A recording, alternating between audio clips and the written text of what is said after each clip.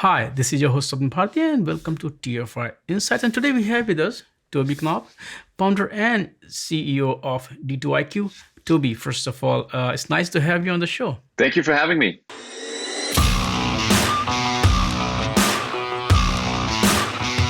So, if I'm not wrong, D2iQ came out with a report, a survey, I think 1 or 2 months ago about Kubernetes Cloud Native.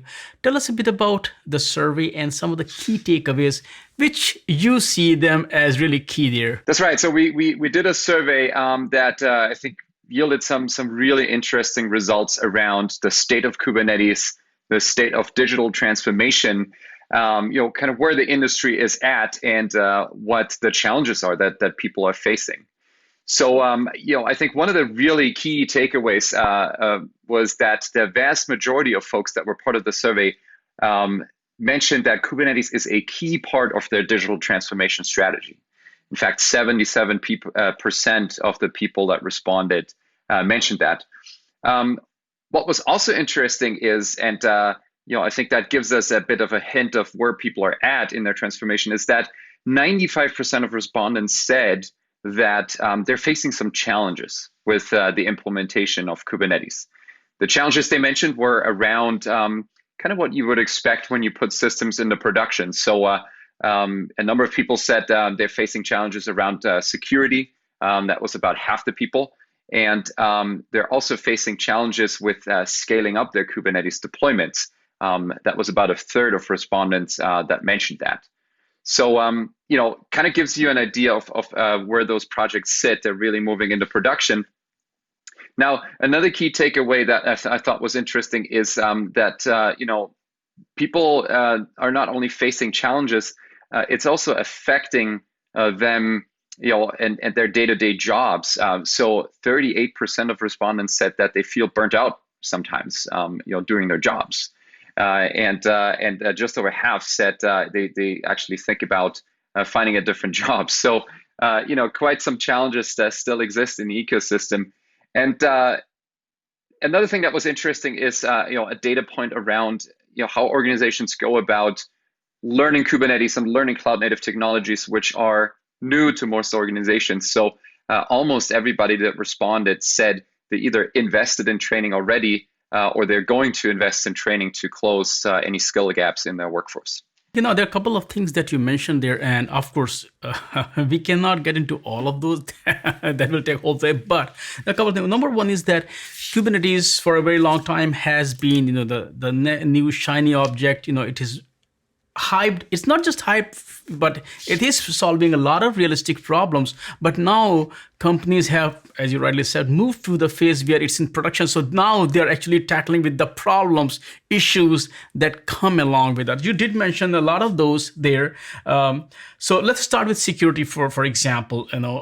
Because if you look at D2iQ, the whole transformation of the company is towards day two operation. Like day one is easy, right? You get everything all set up, whatever.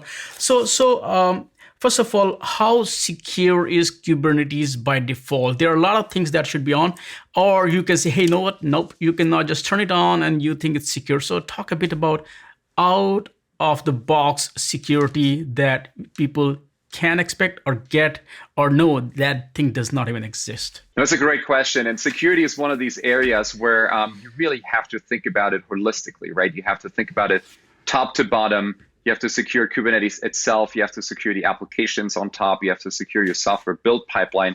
So it's really something you need to look at holistically. The great news is Kubernetes has a lot of abstractions and APIs built in that make it easy to make it secure. So I would say, it comes with a lot of those primitives to make it secure out of the box. The challenge, of course, is how do you then use these APIs? How do you, configure the system correctly to your needs, to the needs of your project? And that's where other tools come in that make that a little bit easier, right? So think about deployments that, for example, span multiple clusters, applications that span multiple clusters. Right? How do you ensure that security settings are applied in a consistent way across those clusters?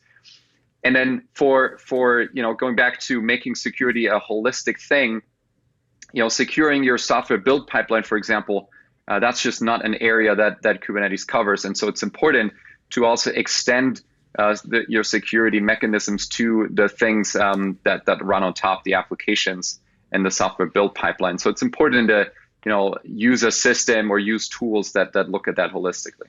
Downloading Kubernetes from wherever you want, it depends on what distribution is easy. But how long does it realistically takes them to really get into production? Is it like minutes, seconds, hours? So that was one of the questions that we asked in our survey.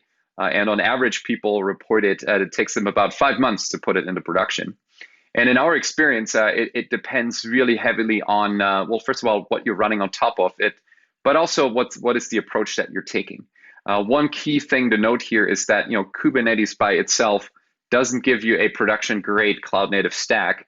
There are a number of other tools that you need to build around it, right? From package managers, monitoring tools, tools that help you with security and networking and so forth.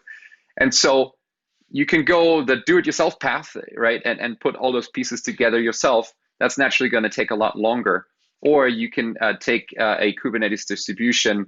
It's one of our product offerings that has all these things packaged up and configured and integrated and tested. So, it'll be a lot faster using that approach. Exactly. And that also brings to the point of training, or because there is, if you look at CNCF landscape, there are so many projects, you cannot even see on one page. And DevOps, developers, whatever you call them, it's hard for them also to keep up with all these technologies, to build in-house capabilities. Also, as you also rightly said, it's not just you get a distribution, open source distribution, get it started. There are so many different components that you have to look at. So build versus buy is always there. But at the same time, this is also part of your survey as well. So how much gap is there when it comes to talent that people do know about these technologies versus of course, there is massive demand. But do you see that the industry is going to keep up with that, or we have to come up with more managed Kubernetes-like model where you really don't have to worry about in-house capabilities that can handle those kind of technologies? Interestingly, in our survey, the vast majority of people, it was over 90%, said they are able to find Kubernetes talent.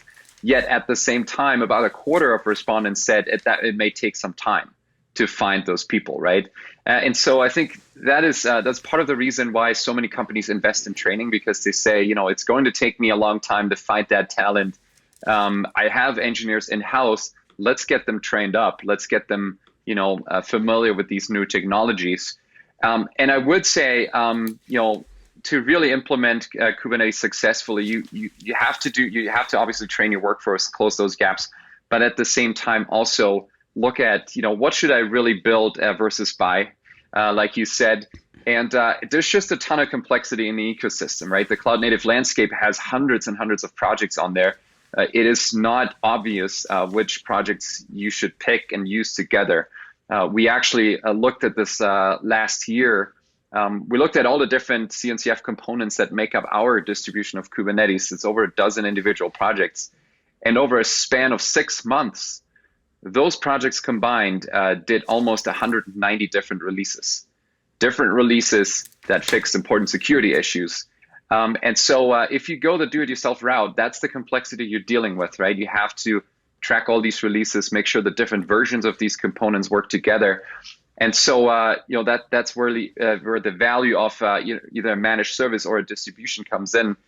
And if I look into the future, I think that complexity will only increase, right? We're introducing new components at that layer. Service mesh is a hot topic right now to connect applications together. I think that complexity will only increase. And so, really also increases that need for easier tooling as well. One more thing is that, especially when we look at things like the pandemic, which is going on, sometimes you have to respond quickly. You don't have by 6 months, the world has moved on. Of course, complexity is there and all those things are there. So can you talk about the importance of, of course, D2iQ, you have your own distribution platform, because if you look at open source, it does democratize a lot of technologies, but you either have to, do it yourself but doing it yourself, as we have discussed at length, does take time, organic, that will take forever. So in these times when you do need to react quickly, also security becomes a big issue, and you cannot have in-house security details because there are so many components. So talk about the importance of either managed Kubernetes or this kind of distribution, or how you are helping your customers or users to not worry about the stack and just focus on, because they are, all they want is to deliver that app to their users, that or service, right? All these things should have not existed, for them to worry about. That is the whole idea. So talk about that aspect. I think it's in order to be successful with Kubernetes, you really have to take a holistic approach, right? We talked about training previously. That's a key piece. That's part of our offering. You have to get not just the operators of the platform, but also the users of the Kubernetes platforms, right? The developers that are going to run apps on top of it. You have to get those people familiar with the new concepts around cloud native and Kubernetes. It's really important in order to gain sort of the maximum value out of it.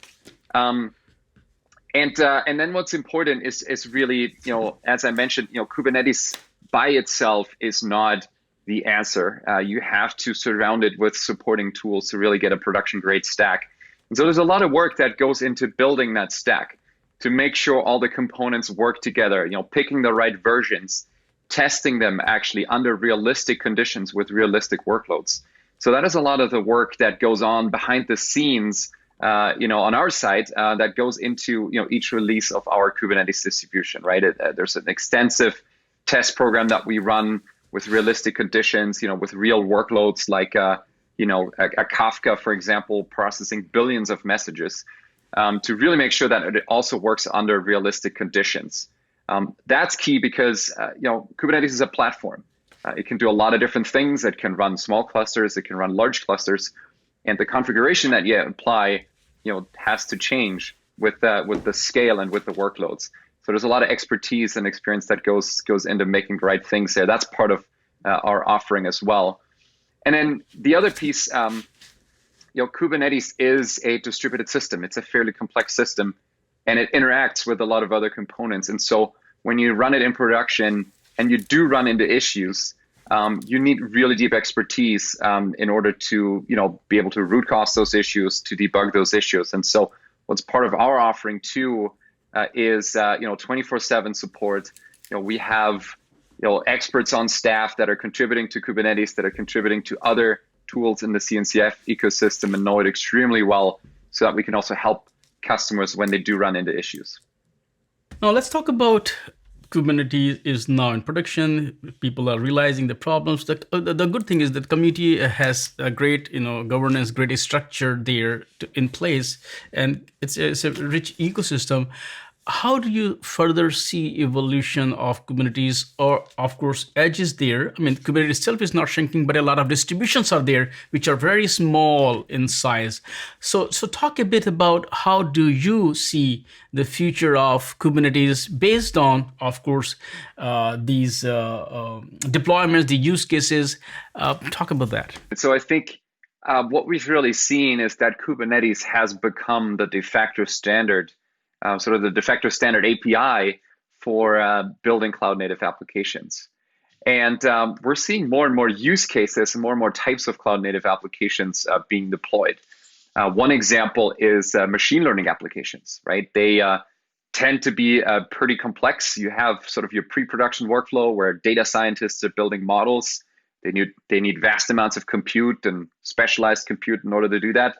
It's a great fit for Kubernetes because it can elastically manage those resources that are required for training. And then also, once those models go into production, then all the production capabilities, the day-2 capabilities of Kubernetes and the offerings around it come into play to allow users to build production-grade machine learning systems. Another example of a use case that Kubernetes wasn't originally designed for, but where it's gaining a lot of traction, is edge use cases, right? So folks are building these applications that run partially on the cloud and partially on the edge, and they're counting on Kubernetes as the standard interface, the standard platform to deploy in both of these environments. So we're seeing a lot of movement there. We're extending our products to support these edge use cases where customers can seamlessly decide where to deploy different components of their overall app, and making it work in those environments that have specialized needs. Those edge environments are not clouds.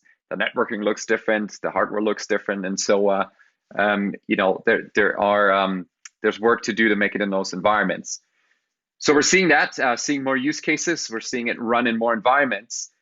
What we're also seeing, I think this is a longer term effort, is as the complexity increases at the Kubernetes layer, and as I've said, it is a platform. It is sort of a toolkit that allows you to build many different things.